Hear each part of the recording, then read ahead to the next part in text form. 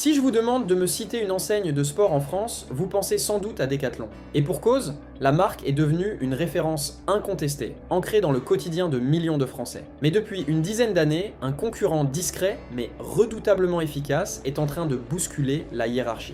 Ce concurrent, c'est Intersport. Et ce que l'enseigne a accompli depuis 2014 est tout simplement spectaculaire. Une remontada si on reprend le jargon sportif. Dans cette vidéo, nous allons revenir sur l'ascension d'Intersport, sur un marché du sport en pleine effervescence. On va parler de croissance externe, de choix stratégiques marquants. Enfin bref, tous les ingrédients d'une véritable remontada face aux géants de la galaxie Mullier. C'est parti.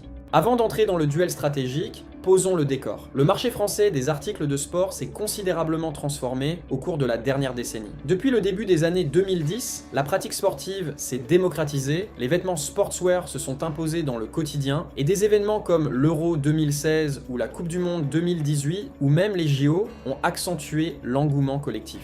En parallèle, des segments comme le vélo électrique, le fitness à domicile ou plus récemment la randonnée ont connu une forte progression. Résultat, un marché qui pesait environ 9,2 milliards d'euros en 2018 est passé à près de 14 milliards en 2023. Et cette dynamique, les deux leaders du secteur, Decathlon et Intersport, ont largement profité. Pour comprendre la rivalité, il faut d'abord comprendre leurs différences de modèles. Decathlon, c'est un réseau intégré, piloté par le groupe Mulliez, avec une stratégie fondée sur l'excellence logistique, l'innovation produit et surtout des marques propres conçues en interne. Kipsta, Quechua, Domios, Between, toutes ces marques sont développées par l'enseigne et permettent à l'enseigne de maîtriser ses prix tout en offrant une expérience cohérente. C'est ce qu'on appelle dans la distribution alimentaire les MDD, marques de distributeurs. Imaginez qu'un magasin U ne propose que des marques U. C'est un peu ce que fait Decathlon. Face à cela, Intersport adopte une logique totalement différente. Un modèle coopératif où chaque magasin est géré par un chef d'entreprise local.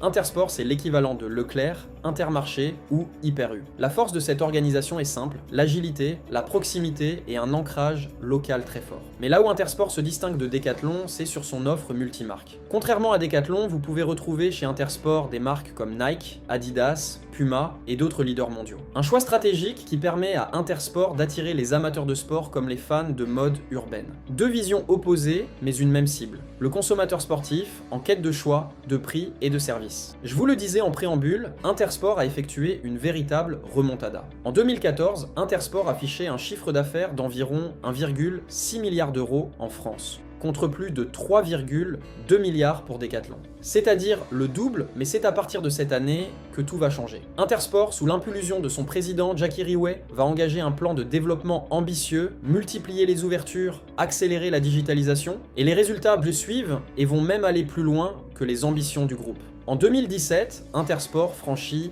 les 2 milliards. En 2021, elle rebondit fortement après le Covid avec plus 24% de croissance, dépassant 2,7 milliards, puis année après année, elle continue sa progression pour atteindre 4 milliards d'euros en 2024, soit une croissance de 150% en 10 ans. Pendant ce temps, Decathlon reste solide, mais sa croissance est bien plus modérée, autour de plus 48% sur la même période, atteignant 4,75 milliards d'euros en 2023. L'écart se réduit et la rivalité s'intensifie.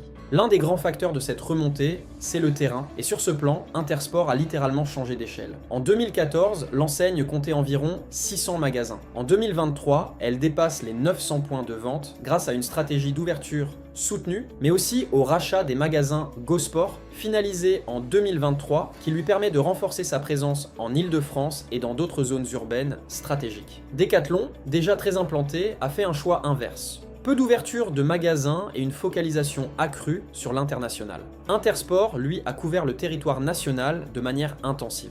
L'enseigne est allée là où Decathlon n'y était pas, et ça a payé. Le digital est aujourd'hui un pilier de la distribution, surtout depuis la pandémie. Decathlon a su prendre de l'avance très tôt. Ça a été une des premières enseignes à lancer son site web au début des années 2000, alors que d'autres enseignes balbutiaient sur les débuts d'Internet. En 2023, 16% de son chiffre d'affaires en France est réalisé en ligne. L'enseigne propose des services innovants, bornes interactives, applications mobiles fluides, livraison rapide, etc.